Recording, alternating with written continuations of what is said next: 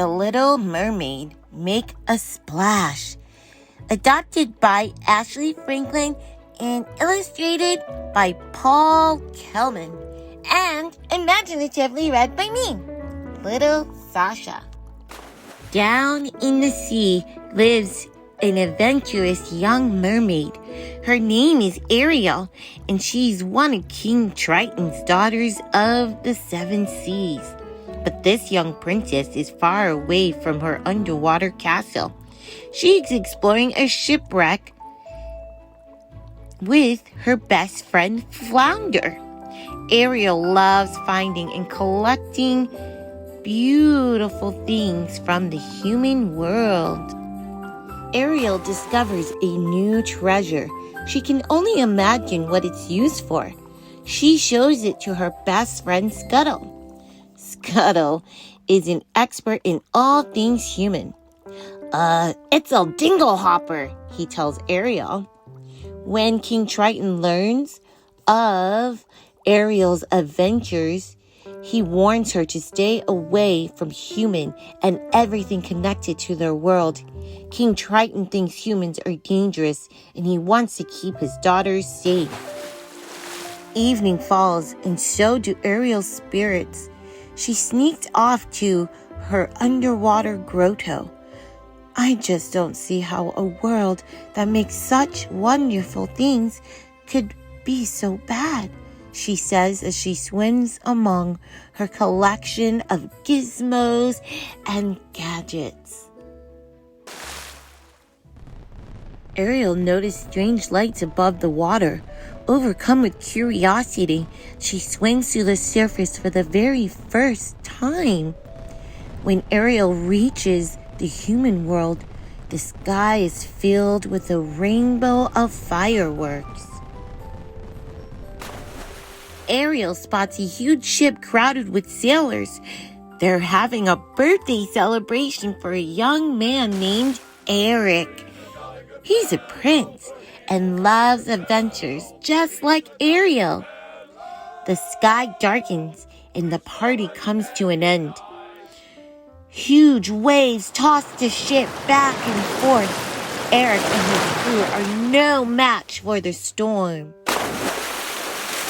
Crash! The ship smashes into jagged rocks and a fire breaks out. Eric helps his crew get off the ship safely, but after going back to save his dog, Max, Eric is thrown overboard. Ariel springs into action, saving the young prince's life. She's a hero. Ariel carefully lays Eric ashore and sings him a sweet song. She wishes she could just be a part of his world, but she must hurry back to her own. When Ariel wakes up, Ariel is gone. He can remember only her song. Sebastian the Crab, King Triton's advisor, lets it slip to the king that Ariel has helped a human. King Triton is furious and goes to her grotto. Promise me you will never look for him again, he orders Ariel. But Ariel can't make that promise. Angry that Ariel won't listen to him, Triton uses his magical trident to destroy her treasures. After Triton leaves, Ariel sadly looks at her ruined collection. At first, she doesn't notice two eels swimming into her grotto. They introduce her to Ursula, the sea witch. Ursula promises to help Ariel by turning her into a human. Ariel swims to Ursula's lair. She gives Ursula one of her scales, and they strike a deal. Ariel has 3 days to kiss Eric, or she'll be turned back into a mermaid and lose her freedom. She must also give Ursula her voice. After the deal is done, Ariel surfaces far from land. Luckily, Flounder and Sebastian are there to help. A kind fisherman accidentally scoops up Ariel in his net. He takes her to the palace where she is reunited with Eric. Eric doesn't recognize her because she can't sing her song. Still, that doesn't stop them from becoming good friends. Eric is a collector like Ariel and shows her some of his favorite treasures. A pair of adventurers, they spend the next day exploring the island. Sebastian knows they're running out of time for Ariel to kiss Eric. He takes matters into his own claws. With the help of his friends, he sets the scene for a romantic evening. But as Ariel and Eric are about to kiss, Ursula's evil eels tip over their boat.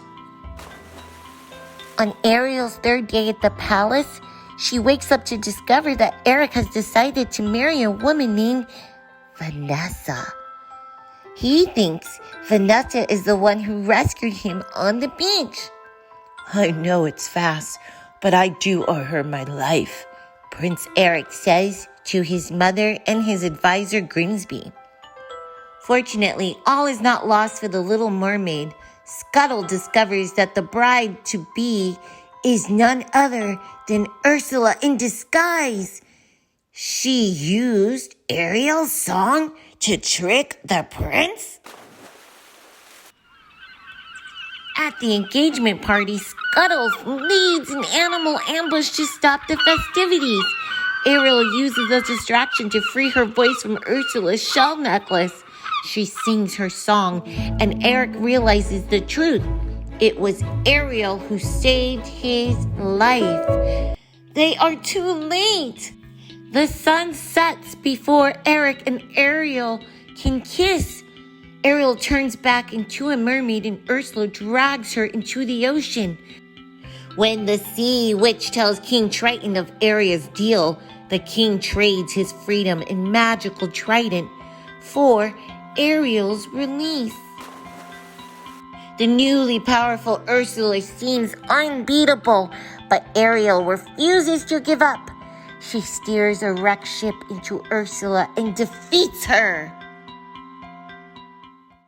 With Ursula gone, King Triton regains his power and gives Ariel the greatest gift, the gift of choice.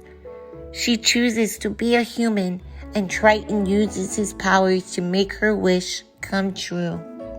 Together, Princess Ariel and Prince Eric unite two kingdoms that once seemed worlds apart. Now, they are ready to explore uncharted waters and find their next adventure. The end. I hope you enjoyed today's story. Thanks for reading with me. Don't forget to subscribe and share and tell all of your friends. I'll read with you next time. Bye.